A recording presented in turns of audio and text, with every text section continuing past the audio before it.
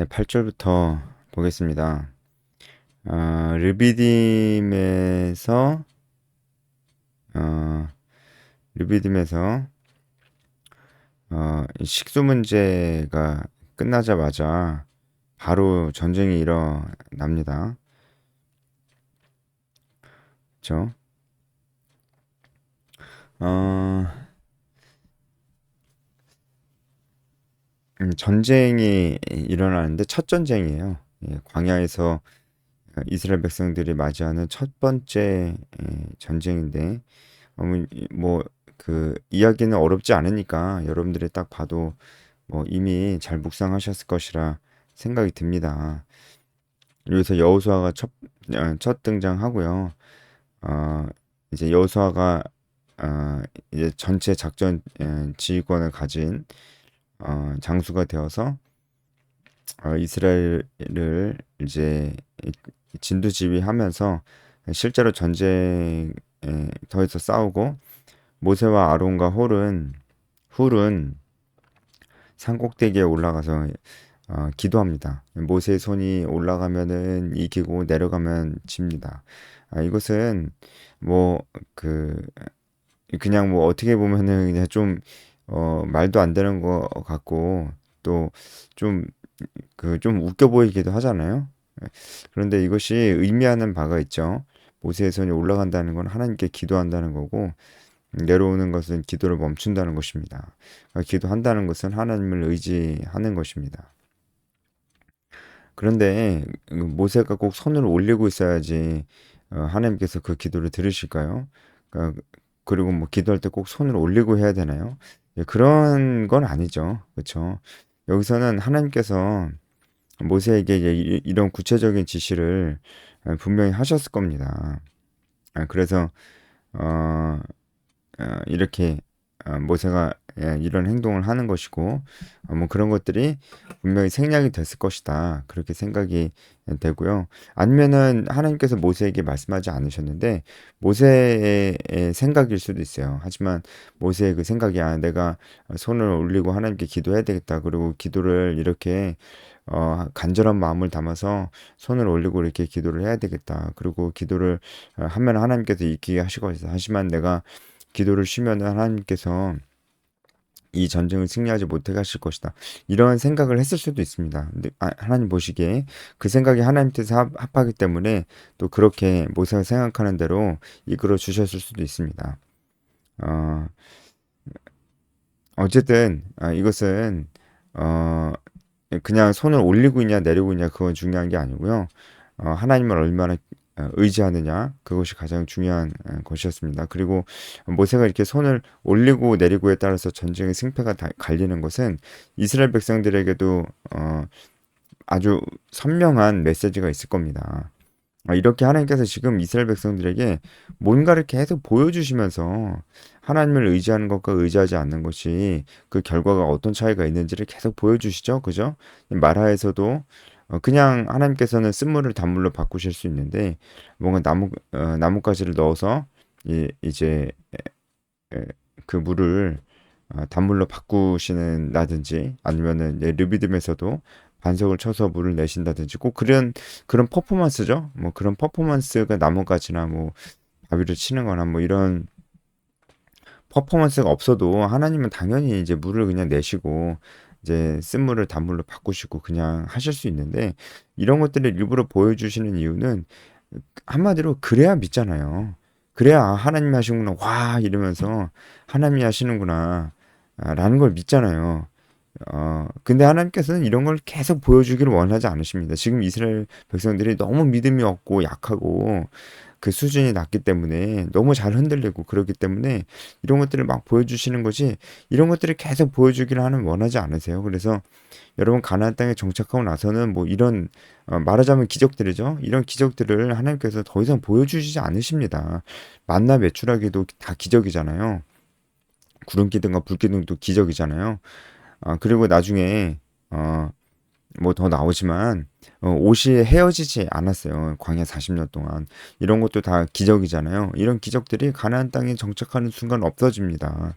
없어지는 게 하나님의 뜻이에요. 계속해서 기적을 보여주시면은 우리는 하나님과 인격적인 교제를 하고 하나님의 말씀을 듣고 하나님의 뜻을 알려고 하고 이제 그러기보다는 그냥 기적만 계속 보고 싶어 합니다. 그게 인간의 죄성이에요, 죄성. 눈에 보이지 않는 하나님을 눈에 보고 싶은 거예요.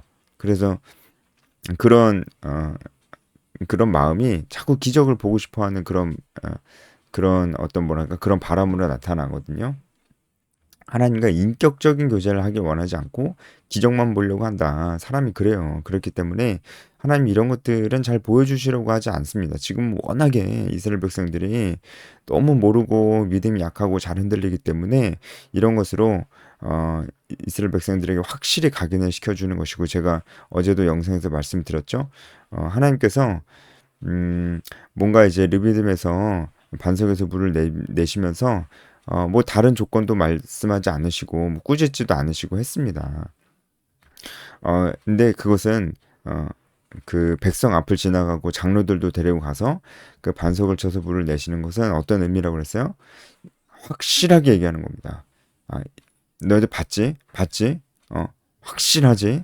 확실하게 얘기하신다는 것은 다음부터 또 이러면은 절대로 안 된다는 것을 말씀하신다는 거였죠. 일종의 경고기도 했습니다. 그렇습니다. 그래서 하나님께서는 이렇게 이스라엘 백성들에게 확실하게 보여주시고 다시 이런 똑같은 기적을 보여주지 않아도 이스라엘 백성들이 믿어야 된다. 하나님께서 지금 그렇게 말씀하시는 거잖아요. 이런 거 똑같이 이런 기적을 안 보여줘도 믿어야 된다. 라는 것을 말씀하시는 거잖아요. 그러니까 지금도 이제 첫 번째 전쟁이기 때문에 하나님께서 이런 어떻게 보면은 이제 퍼포먼스로 손을 올리면은 이긴다든지 하는 이런 퍼포먼스로 하나님을 의지하는 자가 이기고 전쟁이 하나님께 속했다는 것을 어, 가르쳐 주시는 거죠. 이것도 역시 이제 믿음의 영역이죠. 하나님을 믿고 의지하면은 하나님께서 보호해 주시고 가나안 땅까지 인도해 주신다라는 것을 가르쳐 주시는 것입니다. 그래서 이제 모세에게 이런 이렇게 말씀하셔서 모세가 이제 손을 올리고 기도하고 했던 것입니다. 그래서 아말렉이 처음 나오는데 아말렉이 이제 계속 나옵니다. 계속 나오면서 이스라엘 백성들을 괴롭히는 아주 대표적인 족속들이죠. 이제 에서의 후손들입니다. 에서의 후손들이고 이들은 원래 이쪽에서 시나이 반도 쪽에서 유목 생활을 하고 있는 호전적인 민족들이었어요. 호전적인. 그런데 이들이 홍해를 건너서 자기들이 살고 있는 이 시나이 반도까지 이 이스라엘 백성들이 온다는 소식을 들었을 거예요. 그래서 아마 먼저 선제 공격을 했을 겁니다. 굉장히 위협적인 존재라고 생각했을 거예요. 이스라엘 백성들이. 왜냐면은 그 거대한 애굽 제국을 탈출해서 그 완전히 묵사발을 만들어내놓고 지금 나왔다는 얘기를 아마 이 아말렉 족속도 아주 놀랍게 들었을 것입니다. 그러니까 좀 겁도 났겠죠. 그래서 기습 공격을 아마 했을 수도 이제 있습니다. 하지만 아말렉이 졌습니다. 이거 사실 여러분 생각해 보세요. 이거 이길 수가 없는 전쟁입니다. 여러분 아말렉은 호전적인 민족입니다. 아무래도 정착해서 사는 민족들보다 떠돌아다니는 민족들이 더 전쟁할 일이 많아요. 그래서 호전적입니다. 일단은 뭐 전쟁을 좋아한다 이런 의미보다는 전쟁을 잘해요. 아무래도 이렇게 육목민족들처럼 육목민족이 다 그런 건 아니지만 뭔가 이렇게 그 유랑 생활을 하는 민족들이 전쟁을 잘합니다. 아무래도 정착해 있지 않으니까 뭔가 이동할 때마다 그때그때 뭔가 싸울 일이 많이 있을 수 있잖아요. 가만히 있어도 누가 또 그 지역에 누가 전쟁을 걸어올 수도 있고 어쨌든 아말렉은 그렇게 싸움을 잘하는 족속이었는데 그 싸움을 잘하는 족속이 기습 공격까지 했어요. 근데 이 전쟁을 이길 수 있다고요? 이기기가 사실 굉장히 어려운 전쟁입니다. 왜냐면 무엇보다도 이스라엘 백성들이 전쟁을 전혀 할 줄 모릅니다. 그렇죠? 이스라엘 백성들은 지금 애굽에서 나온 지 한 달 좀 넘었어요. 그리고 애굽에서 400년 넘게 애굽에서 종살이 했습니다. 종살이. 여러분 애굽에서 종살이 했는데 전투 기술 뭐 그런 거 배웠을까요? 누가 종에게 전투 기술 가르쳐 줍니까? 안 그래도 지금 그, 예, 그 이집트 왕 바로가 이스라엘 백성들이 그 숫자가 너무 많아가지고 막 애기들도 죽이고 그랬는데 누가 그런 종에게 전투 기술을 가르쳐 줍니까? 그러니까 전투 기술 이런 거 전혀 모르겠죠. 완전 오합지졸이 따로 없을 것입니다. 그리고 당연히 경험도 없죠. 전쟁의 경험도 전혀 없고 전투 기술이라고는 배워본 적도 없는. 그리고 뭐 모르겠습니다. 뭐 여기까지 한 달 조금 더 넘게 걸렸는데 중간중간에 이제 어떤 군대 훈련을 좀 했을 수도 있습니다. 이제 여호수아도 있고 하는 거 보니까 우리가 언제 또 공격을 당할 수도 있다. 이 광야에서 우리가 가나안 땅까지 가면은, 그리고 가나안 땅에서는 우리가 전쟁을 해야 되니까 전쟁 준비를 했을 수도 있습니다. 그렇지만 뭐 전쟁 준비를 했어도 너무 짧은 시간이었고 이스라엘 백성들은 절대로 이 아말렉 족속을 이길 수가 없습니다. 예. 근데 그 이길 수 없는 전쟁을 이겼습니다. 그러니까 이길 수 없는 전쟁을 어떻게 이겼습니까? 모세가 손을 들고 있어서 이겼습니다. 예, 그런 거죠. 그쵸?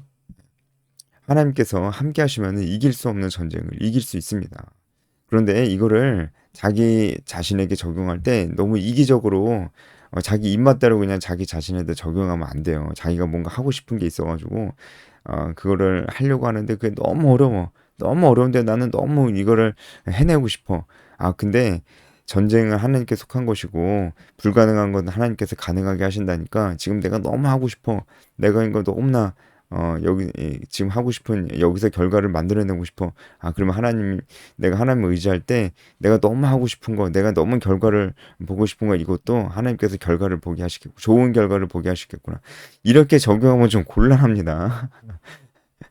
좀 곤란합니다. 물론 이제 하나님께서 여러분이 하시고자 하는 것을 안 되게 하시는 건 아니에요. 근데 이거는 그렇게 적용하면 곤란한 이유가 하나님께서 이 전쟁을 승리하게 하시는 이유는 일단은 이스라엘 백성들에게 믿음을 가르치는 것이고, 그리고 그 믿음은 하나님의 언약의 말씀에 기반한 믿음입니다. 그러니까 지금 이스라엘 백성들은 하나님의 언약 말씀 뭡니까? 가나안 땅까지 가는 거.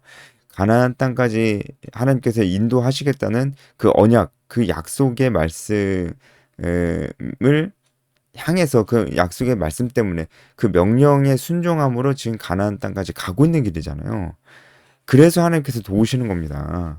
아니 무슨 이스라엘 백성들이 자기 욕심대로 뭔가를 하고 있으면은 그래서 자기가 무슨 욕심대로 뭐 하다가 전쟁이 난 거면 하나님께서 그 전쟁을 도우셔야 됩니까? 그 전쟁을 하나님께서 왜 도우셔야 되는데요? 자기 욕심대로 뭔가 하는 건데, 그렇죠?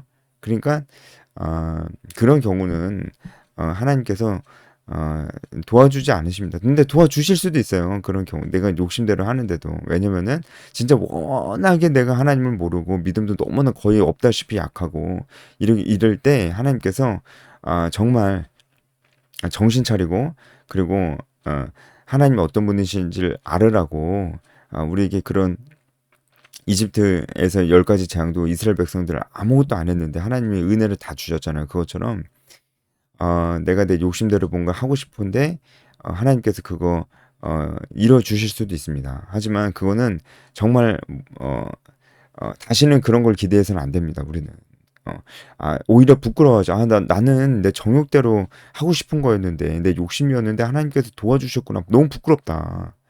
내가 이 은혜를 받을 자격이 있냐? 이게 하나님 앞에서 우리의 바른 태도입니다. 그거를 또 기대하고, 또 기대하고, 하나님이 도깨비 방망이처럼, 램프의 진이처럼 그렇게 생각해서는 절대로 안 되는 것입니다.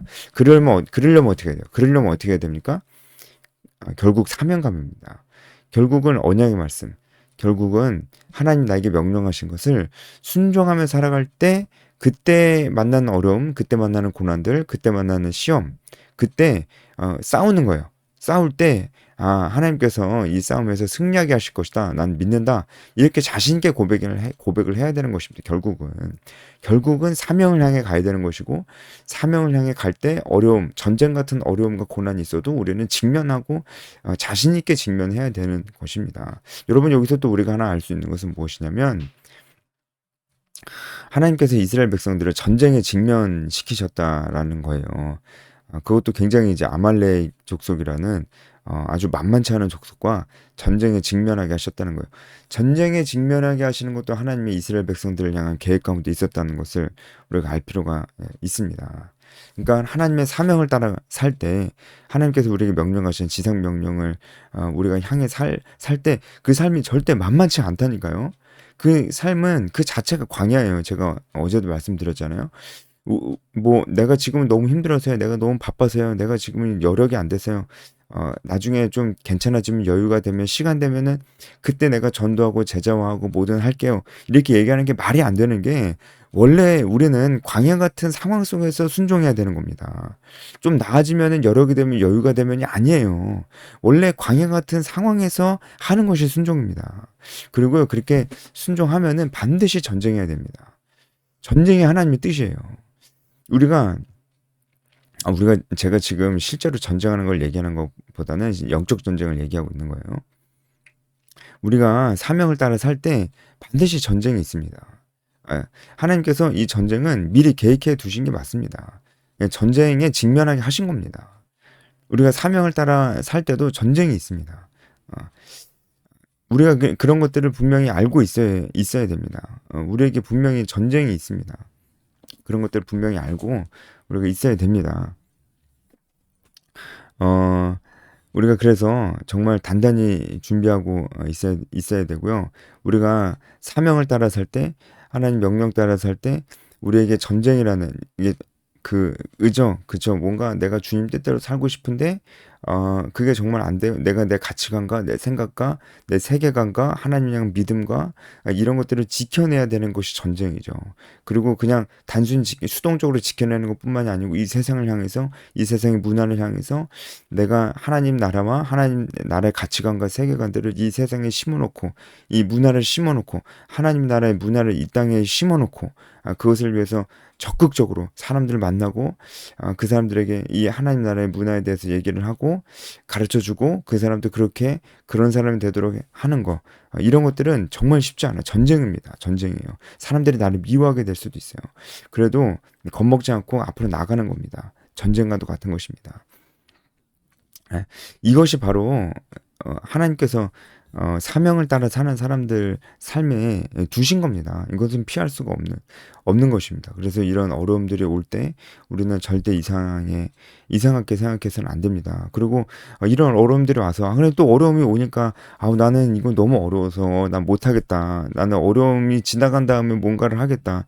어려우니까 지금은 좀 쉬었다가 하겠다. 이 어려운 건 나 이제 더 이상 못하겠다. 어렵지 않은 것만 내가 진짜 내 생존 하나만으로도 진짜 너무 힘든데 생존 하나만으로 시험 받는 것도 너무나 힘든데 이런 시험까지는 내가 견뎌내기가 너무나 힘들다.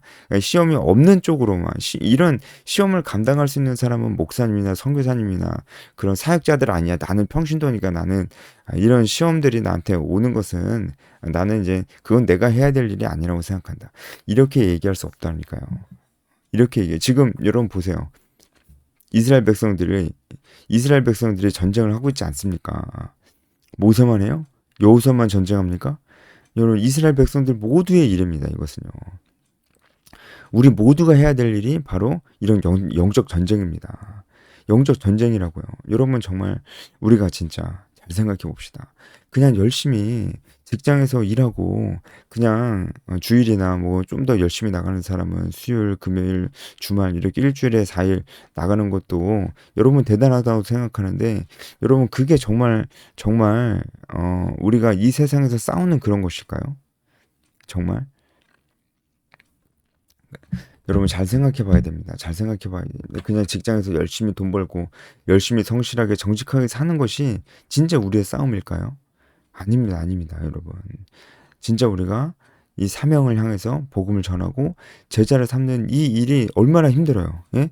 관계적인 부담도 있고 늘 긴장하고 있어야 되고 복음을 전하려면요. 그렇잖아요. 그렇죠? 고전회사의 삶이 그런 거 아닙니까? 그리고 제자를 삼는다.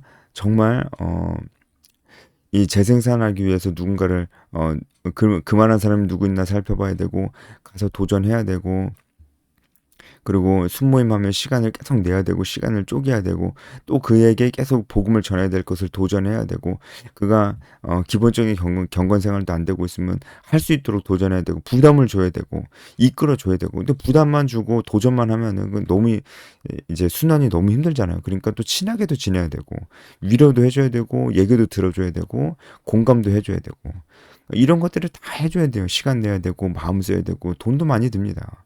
이런 것들 누군가는 해야 된다고요. 그러니까 그게 너무나 힘드니까 자기는 이제 안 한다고 하는 겁니다. 예. 그러면 안 됩니다. 여러분 이 일을 우리가 해야 됩니다. 이 일은 피할 수가 없는 일입니다. 그리고 내 상황이 나아지고 나 좀 괜찮아지면 이게 아닙니다. 나 좀 괜찮아지면 아니에요. 예. 나좀 예. 괜찮아지면 나 좀 괜찮아지는 순간이 어떤 순간인데요? 어떤 순간이 돼야 괜찮아졌다 생각할 수 있습니까? 아마 괜찮아지는 순간이 안 올 거요. 예. 늘 힘들 겁니다. 원래 우리는 원래 광야라니까요. 예. 그래서 지금입니다. 지금입니다. 우리 늘 그 생각을 하고 있어야 됩니다. 하지만 우리가 겁낼 필요도 없고 걱정할 필요도 없고 염려할 필요도 없습니다. 여러분 전쟁은 하나님께 속했습니다. 맨 마지막에 이것만 제가 말씀드리고 마칠게요. 전쟁은 하나님께 속한 것입니다. 이제 마지막에 하나님께서 이제 그렇게 말씀을 하시잖아요. 잠시만요. 이게 제가 폰이 꺼졌는데 16절에 여호와께서 맹세하시기를 여호와가 아말렉과 더불어 대대로 싸우리라 하셨다 하였더라. 이렇게 나오잖아요. 그 전에 그리고 여호와 니시라고 하는데 이 니시는 깃발입니다. 깃발. 군대에서 그러니까 전쟁할 때 깃발은 군기잖아요. 군기. 전쟁에서 이 깃발은 그 대표성을 띠고 항상 선봉에 섭니다. 그러니까 여호와께서 우리의 대표 되시고 우리의 선봉에 서신다는 거예요. 그러니까 여호와께서 우리의 대장 되신다는 그런 얘기입니다. 여호와 니시가 그런 뜻입니다.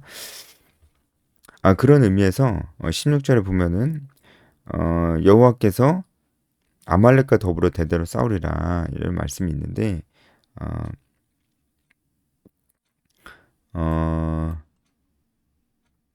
이것은 좀 히브리어 원어를 보면은 좀 한글 번역이 좀 생략된 것들이 있습니다. 그래서 히브리어 원어로 좀 다시 말씀드리면 아말렉의 손이 하나님의 백성인 이스라엘을 침으로써 여호와의 왕권에 대항했기 때문에 여호와께서 그 아말렉과 대대로 싸우실 것이다. 그러니까 아말렉이 하나님의 백성을 쳤기 때문에 하나님이 그 아말렉과 대대로 싸울 것이다. 이렇게 말씀하고 계신 거고요. 여기서 아말렉과 싸울 것이다라고 하는 이 말 뜻에는 이 싸움이 하나님께 속한 것이다라는 뜻이 있어요. 그러니까 히브리어로 보면은 아말렉과의 이 싸움은 하나님께 속한 것이다라는 뜻이 있습니다. 그러니까 우리가 뭔가 제가 앞서 말씀드렸듯이 전도와 제자화 하려고 해도 그리고 성경적인 가치관과 세계관과 양심대로 살려고 해도 정말 전쟁 같은 삶이 우리 앞을 기다리고 있잖아요. 그거 진짜 우리가 그렇게 살 때 진짜 힘들거든요. 만만치 않거든요. 그때 우리가 꼭 기억해야 됩니다. 우리가 만약에 그 싸움을 하고 있어. 우리가 이 지상명령에 순종하기 위한 그 싸움을 하고 있어. 그러면 그 진짜 만만치 않은데 우리가 꼭 기억해야 될 건 그 전쟁이 내 게 아니고 하나님 거라요. 그 얘기는 뭐예요? 하나님께서 이 전쟁 책임지신다는 거예요. 우리가 그것을 꼭 기억하고 있어야 됩니다. 그러니까 우리가 하나님 의지하고 결과가 좀 안 좋을 수도 있습니다. 결과 안 좋게 내가 좀 잘 못하게 되고 실수할 수도 있습니다. 결과 안 좋을 수도 있지만 기본적으로 이 전쟁은 하나님께 속한 전쟁이기 때문에 잘 안 돼도 하나님께서 알아서 하실 거예요. 우리는 순종하면 됩니다. 순종. 그래서 이 전쟁이 하나님 것이다. 라는 것을 우리가 여호와 니시라는 표현과 하나님께 속한 전쟁이다라는 이 표현에서 찾아봐야 될 것입니다. 네, 여기까지 하겠습니다.